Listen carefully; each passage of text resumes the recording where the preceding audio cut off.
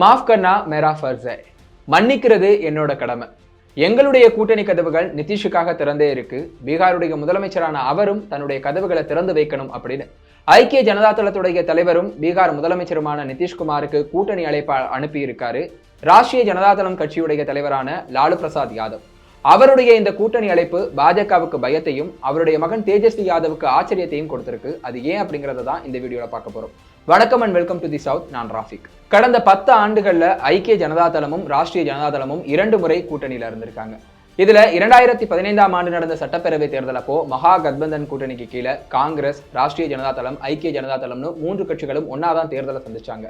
அப்போ அதிகபட்சமா 80 தொகுதிகளில் ஜெயிச்சிருந்தாலும் கூட ராஷ்டிரிய ஜனதா தளம் வெறும் துணை முதலமைச்சர் பதவியை தங்களுக்கு எடுத்துக்கிட்டு 71 தொகுதிகளில் மட்டுமே ஜெயிச்சிருந்த ஐக்கிய ஜனதா தளத்துக்கு முதலமைச்சர் பதவியை விட்டு கொடுத்தாங்க. இதனாலதான் நிதிஷ்குமார் முதலமைச்சரா அப்போ உருவானாரு. ஆனா நிதிஷ்குமார் இந்த கூட்டணிக்கு விசுவாசமா இல்லை.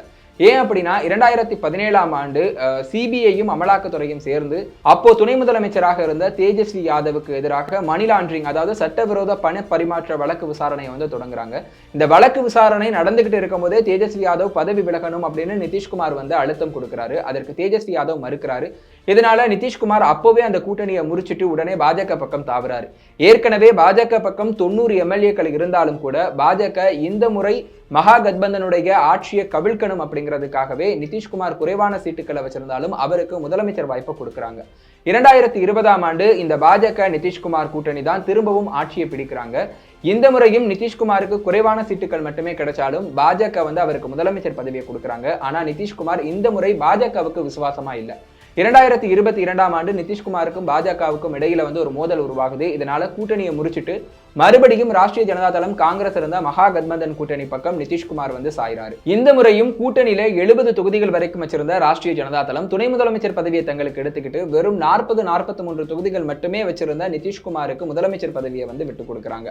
மறுபடியும் நிதிஷ்குமார் தன்னுடைய வேலையை காமிக்க தான் செஞ்சாரு. 2024ஆம் ஆண்டு ஜனவரி மாதம் அவர் இந்த கூட்டணியை முறிச்சிட்டு மறுபடியும் பாஜகவுடைய என்டிஏ கூட்டணி பக்கம் சாஞ்சாரு. இந்த முறை பாஜகவுக்கு இந்த கூட்டணி தாவல் வந்து ரொம்பவே உதவிகரமா இருந்தது. ஏன் அப்படின்னா நடந்து முடிந்த மக்களவை தேர்தலில் பாஜகவால பெரும்பான்மை பெற முடியல. இந்த மாதிரியான நேரத்துல நிதிஷ்குமாருடைய கட்சி பீகார்ல 12 தொகுதிகளை ஜெயிச்சது பாஜகவுடைய கூட்டணிக்கு வந்து கொஞ்சம் வலு சேர்த்தது. இதனால நிதிஷ்குமாருடைய ஆதரவால தான் இப்போ மத்தியில பிரதமர் மோடியுடைய பாஜக ஆட்சியே நீடிக்குதுன்னு சொல்லலாம். ஒருவேளை இப்போ லாலு பிரசாத் யாதவுடைய அழைப்பை ஏத்துக்கிட்டு நிதிஷ்குமார் கூட்டணி மாறக்கூடிய அந்த முடிவுக்கு போனார் அப்படின்னா பாஜகவுக்கு மிகப்பெரிய பின்னடைவா இருக்கும்.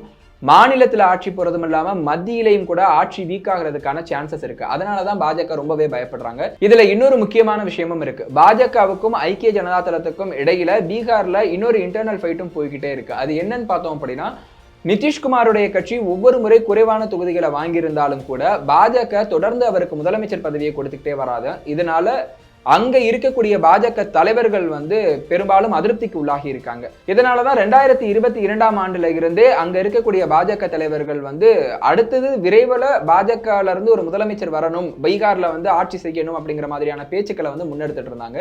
இந்த வருஷம் கடந்த 2 மாதங்களாக அங்க என்ன டாக் போயிட்டு இருக்கு அப்படின்னா 2025 நவம்பர் மாதம் வந்து திரும்ப சட்டப்பேரவை தேர்தல் வரவுள்ள நிலையில என்டிஏ கூட்டணி வந்து பாஜக தலைமையில தான் பீகார்ல தேர்தலை சந்திக்கணும் அப்படின்னு பாஜக தலைவர்கள் பேச தொடங்கி இருக்காங்க. இது வந்து எப்படியும் நிதிஷ்குமாரை அப்செட் பண்ணும் அப்படிங்கிறது பாஜகவுடைய தேசிய தலைமைக்கு தெரியும். அதனால பாஜக தேசிய தலைமை நேரடியா அதுல தலையிட்டு இல்ல நிதிஷ்குமாருடைய தலைமையில தான் என்டிஏ கூட்டணி பீகார்ல தேர்தலை சந்திக்கும் அப்படிங்கிறத தெளிவுபடுத்தி இருக்காங்க. ஏன் அப்படின்னா நிதிஷ்குமாரை இங்க மாநிலத்துல அப்செட் பண்ணோம் அப்படின்னா மத்தியில பாஜக சப்போர்ட் வந்து பெருசா அடி வாங்கும் அப்படிங்கிறது பாஜகவுக்கு நல்லாவே தெரியும். சோ இந்த விஷயங்கள் எல்லாமே சேர்ந்துதான் பாஜகவுக்கு வந்து பயத்தை இன்னும் கொஞ்சம் கூட அதிகப்படுத்தி இருக்கு. ஆனா பயப்படுற அளவுக்கு ஒன்றும் கிடையாது அப்படிங்கிற மாதிரி பாஜகவுக்கு ரிலீஃப் கொடுக்கிற விதமா நிதிஷ்குமார் வந்து ஒரு பேட்டியை கொடுத்திருக்காரு. அவர்கிட்ட லாலு பிரசாத் யாதவ் கூட்டணிக்கு அழைப்பு விடுத்தது குறித்து பத்திரிகையாளர்கள் கேள்வி எழுப்புறாங்க. இந்த கேள்வி வந்து பீகாருடைய ராஜ்பவன்ல நடந்திருக்கு. ஒரு பக்கம் வந்து பாஜக அனுப்பி வைத்த ஆளுநர் ஆரிஃப் கான், இன்னொரு பக்கம் வந்து டெபுட்டி சீஃப் மினிஸ்டராக இருக்கக்கூடிய சௌதாரி, இவங்க 2 பேருக்கும் நடுவில் நின்று நிதிஷ்குமார் அந்த பேட்டியை கொடுக்க வேண்டிய கட்டாய சூழ்நிலை. ஸோ பத்திரிகையாளர்கள் அந்த கேள்வியை த்ரோ பண்ண உடனே லாலு பிரசாத் யாதவ் கூட்டணிக்கு உங்களுக்கு அழைப்பு விடுத்திருக்காரு, நீங்க என்ன சொல்றீங்க அப்படின்னு கேட்ட உடனேயே நீங்க என்ன சொல்றீங்கன்னு எனக்கு புரியல அப்படின்னு சொல்லிட்டு பதில் கொடுத்துட்டு நிதிஷ்குமார் வந்து நழுவி போயிருக்காரு. நிதிஷ்குமாருடைய இந்த பதில் பாஜகவுக்கு கொஞ்சம் ஆசுவாசம் கொடுத்திருக்கலாம். இன்னொரு பக்கம் பார்த்தோம் அப்படின்னா தேஜஸ்வி யாதவுக்கு வந்து தன்னுடைய அப்பா லாலு பிரசாத் யாதவுடைய பேச்சு வந்து ஆச்சரியத்தை கொடுத்திருக்குன்னு சொல்லலாம்.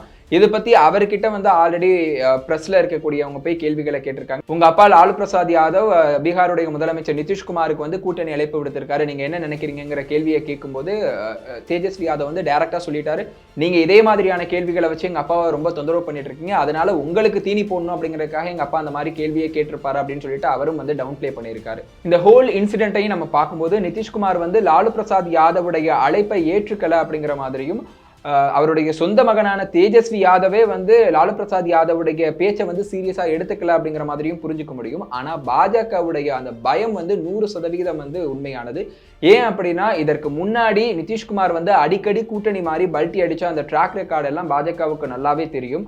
ஸோ அதனாலதான் பாஜக வந்து இன்னுமே பயந்துட்டு இருக்காங்க. பீகாருடைய சட்டப்பேரவை தேர்தலுக்கு இன்னும் 9 மாதங்கள் கேப் இருக்கு. இந்த 9 மாதங்களுக்குள்ள என்ன வேணாலும் நடக்கலாம். ஸோ நிதிஷ்குமார் வந்து லாலு பிரசாத் யாதவுடைய அழைப்பை ஏற்றுக்கொள்வாரா, லாலு பிரசாத் யாதவுடைய அழைப்பு சும்மா ஒரு பேட்டியா மட்டும்தான் இருக்குமா, இல்ல இது அடுத்தடுத்த கட்டத்துக்கு முன்னேறி உண்மையான கூட்டணி அழைப்பா மாறுமா அப்படிங்கறதெல்லாம் பொறுத்திருந்து தான் பார்க்கணும்.